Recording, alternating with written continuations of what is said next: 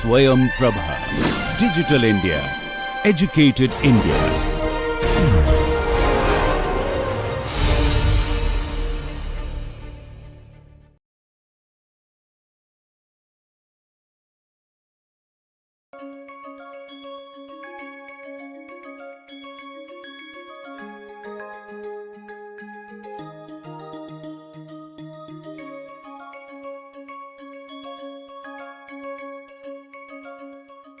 If we look at all these sanskars, these are related to 4 stages of life. Most of you must be aware that in the yogic tradition, prescribed in all the Indian traditions as well, we come across this notion of classifying the stages of life, very broad classification of stages of life. There are 4 stages of life as being conceived: brahmacharya, grahastha, vanaprastha and sannyas. Brahmacharya is the time of studies, preparing our mind and body to be the valued member of the community and society. Grahastha is the life of householder. Householder's life is responsible for taking care of all other sanskars, because that is the stage where artha, which is the very important, which is one of the 4 purusharthas which we discussed in the last session. Artha is mostly created and circulated through the grahastha ashram in the life of a householder, where they aim at raising family and also taking care of the society and prosperity of the society. Third stage in life is called vanaprastha. Vanaprastha literally means going to the forest. That symbolically means delegating the responsibility and starting to delegate the responsibility of the household to the kids, giving the responsibility of the ashrams to the younger householders, giving responsibilities of different types to the younger people. So, that is the third stage. This stage is considered to be active in the society. This is about taking the role of a person who is not only performing duties, but he is or she is also preparing the next generation to perform the duties in the best possible ways. So, that element of dedication, delegation, contributing to society, contributing to the larger system for the benefit and development of its own, not for the personal benefit alone or not only for the benefit of the family. These are some of the characteristics of vanaprastha.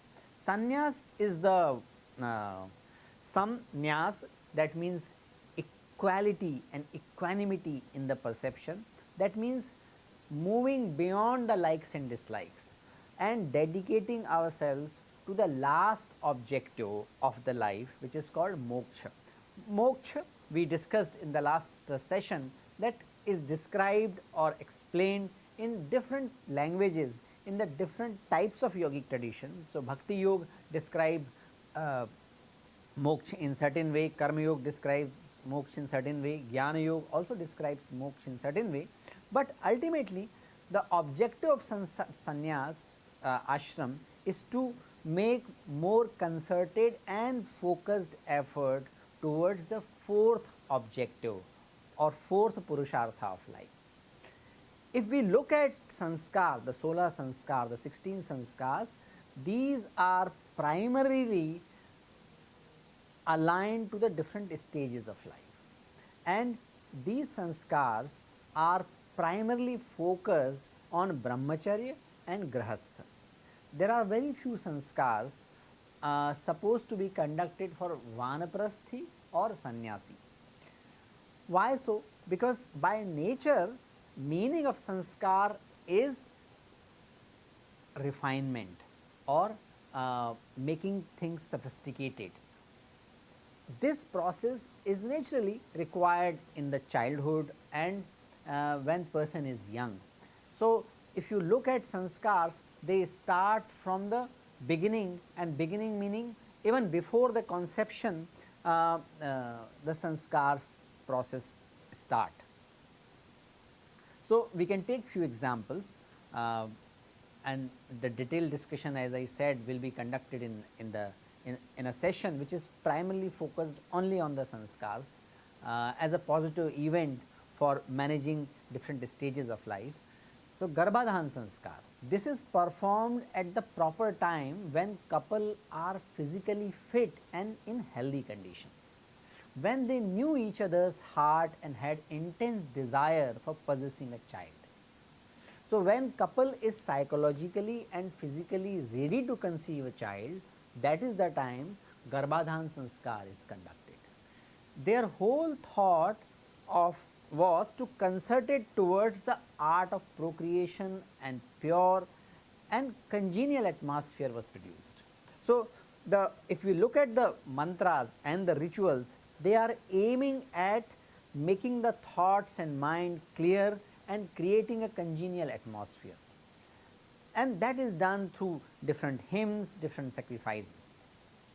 After Churakaran or tonsure, when child grew into a boy, his duties are prescribed and his responsibilities are explained before him, and that is done without encumbering his mind and body with book knowledge and school discipline. So, the Churakaran sanskar makes child ready to take up the larger responsibility, make the child aware that he or she is not only the child of his or her parents.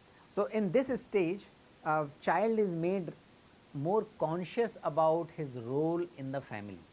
So, Upanayan and other educational sanskars are form the great cultural furnace of the emotions, desires and will of the boy.